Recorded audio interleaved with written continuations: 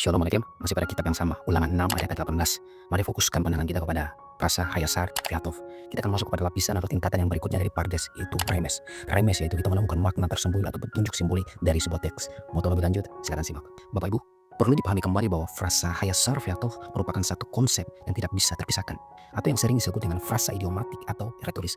Dalam tradisi rabbini, hal ini sering disebut dengan istilah Shnei Devarim Shehemekab, atau yang berarti dua hal yang sesungguhnya satu. Dalam lapisan Remes, kata Hayasar merujuk pada keadilan, kebenaran, integritas, sesuatu yang tepat dan benar menurut prinsip hukum Tuhan. Sedangkan kata Tov merujuk pada kebaikan yang membawa damai, Shalom, memberikan manfaat bagi sesama, penuh kasih, kemurahan, serta belas kasihan.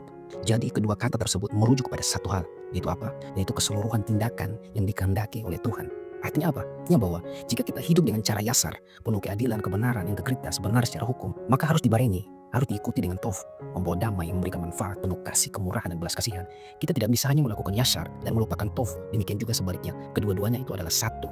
Hayasar via tov juga merupakan sebuah pengingat bahwa Torah bukan hanya dilakukan secara ritual, tetapi juga menyangkut etika dan hubungan sosial umat manusia. Selain itu, frasa Hayasar Fiatov ini memberikan kita petunjuk atau isyarat bahwa ketaatan yang sejati kepada Adonai, kepada Tuhan, bukan hanya menyangkut legalistik, menyangkut hukum yang benar, tetapi juga apa? Penuh kasih, manfaat, penuh belas kasihan, kemurahan yang harus ditunjukkan dalam kehidupan kita sehari-hari. Maka Bapak Ibu, pada tingkatan remes ini, frasa ini memberikan kita petunjuk bahwa dalam menjalani hidup yang benar, yasar dan tov, baik, bukan hanya soal mematuhi hukum atau Torah itu secara kaku, atau secara literal, tetapi juga hidup haruslah penuh dengan kasih, kemurahan, kebaikan, belas kasihan, dan semuanya itu harus sesuai dengan kehendak Adonai, kehendak Tuhan. Jadi Bapak Ibu, contoh sederhana menyangkut konsep Hayasar Fiatov ini dalam kehidupan sehari-hari seperti begini. Di lain sisi, kita ini adalah orang yang rajin ibadah, rajin berdoa, rajin baca Alkitab, rajin berikan perpuluhan, kita taat pokoknya. Nah, hal-hal ini pun harus dibarengi dengan sikap kita di dalam kehidupan sehari-hari, dengan lingkungan kita. Ketika kita melihat orang yang membutuhkan, kita jangan menutup mata. Tapi bagaimana kita penuh kasih, belas kasihan, kemurahan untuk membantu orang tersebut. Bagaimana hubungan kita dengan tetangga dan orang-orang sekitar. Jangan sampai kita menjadi orang ini tidak disukai atau dibenci oleh tetangga-tetangga kita sekitar. Ketika kita di lain sisi kita taat kepada Tuhan, kita lakukan semuanya. Jangan mencuri, jangan membunuh, kita rajin memberikan perpuluhan, ibadah dan lain sebagainya. Tapi di lain sisi kalau misalnya kita dengan tetangga, hubungan kita dengan orang-orang sekitar tidak baik, itu menyalahi konsep Hayasar Fiatov ini.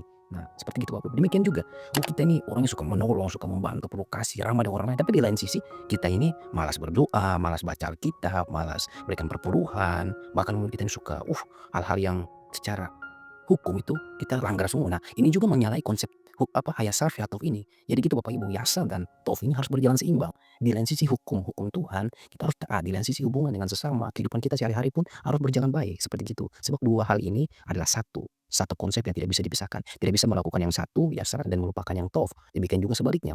Shalom.